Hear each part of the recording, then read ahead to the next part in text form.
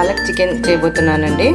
దానికి కావాల్సిన పదార్థాలు నేను ఒక కట్ట పాలకూర తీసుకున్నాను, ఒక హాఫ్ కేజీ చికెన్ తీసుకున్నాను, 2 పెద్ద సైజులు టమోటాలు తీసుకొని ఇట్లా కట్ చేసుకున్నానండి.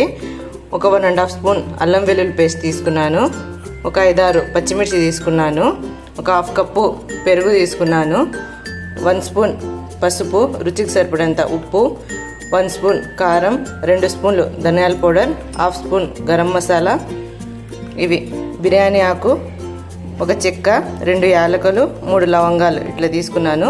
ఒక ఆనియన్ కట్ చేసి ఇట్లా పెట్టేసుకున్నానండి. ఇప్పుడు మేము ముందుగా ఈ పాలకూరను వేడి నీళ్ళలో కొంచెం ఉప్పు వేసేసుకొనేసి ఓ 2 నిమిషాలు మగ్గనిచ్చి తీసేసుకుందామండి. చూడండి, ఇట్లా 2 మినిట్స్ పెట్టేసుకొని హాట్ వాటర్లో ఇట్లా తీసేసుకున్నానండి వాటర్ అంతా. ఇందులోనే పచ్చిమిర్చి తీసుకున్నాం కదా, మేము పచ్చిమిర్చి వేసేసుకొని మిక్సీ జార్లో పేస్ట్ లాగా రుబ్బేసుకుందామండి. చూడండి, ఇట్లా పేస్ట్ లాగా రుబ్బేసుకొనేసి పక్కన పెట్టేసుకున్నాను నేను. ఇప్పుడు స్టవ్ మీద కడాయి పెట్టేసుకొని ఆయిల్ వేసుకుందామండి. చూడండి, ఇట్లా స్టవ్ పైన కడాయి పెట్టేసుకొని నేను ఈ చెంచాతో 3 చెంచా ఆయిల్ వేసేసుకున్నానండి. కొంచెం ఆయిల్ ఎక్కువనే పడుతుంది. ఈ ఆయిల్ వేడెక్కాక ఇందులో కట్ చేసి పెట్టుకున్నాను కదా ఆనియన్స్ వేసేసుకుందాము.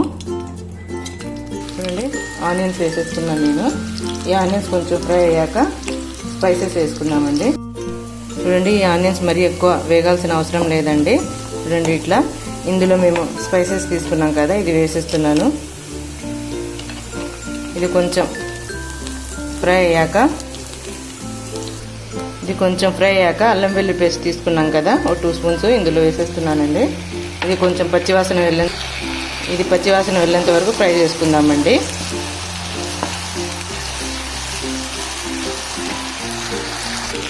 చూడండి, ఈ పచ్చివాసన వెళ్ళేంత వరకు ఇట్లా ఫ్రై చేసుకున్నాక టమోటాలు తీసుకున్నాం కదా, ఈ టమోటాలు ఇందులో వేసేస్తున్నానండి. ఇది బాగా మెత్తగా ఇందులోనూ ఆయిల్లోనే ఉడికిపోతుందండి.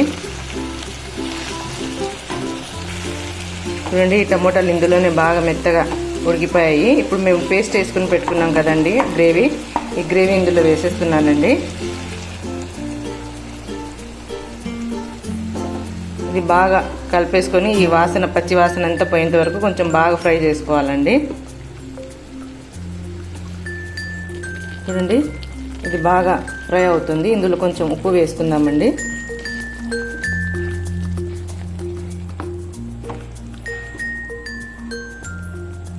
చూడండి, ఇది బాగా ఫ్రై అయిపోయింది. ఇప్పుడు చికెన్ తీసుకున్నాం కదా మేము, హాఫ్ కేజీ చికెన్ ఇందులో వేసేస్తున్నానండి. కడిగి పెట్టేసుకున్నాను నేను చికెన్.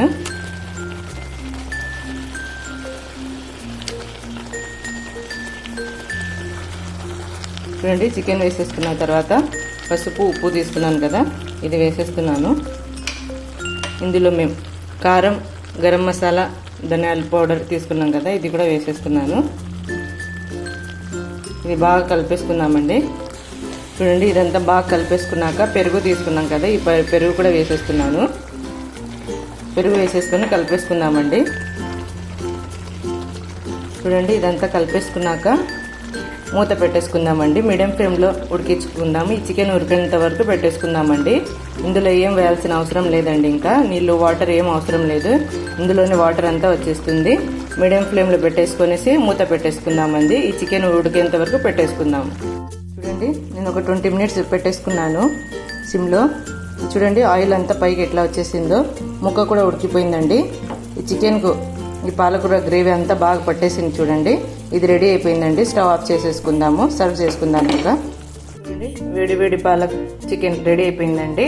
నిమ్మకాయ పిండేసుకుని తింటే సూపర్గా ఉంటుందండి. ఈ రెసిపీ మీకు నచ్చితే లైక్ చేయండి, షేర్ చేయండి, సబ్స్క్రైబ్ చేయండి.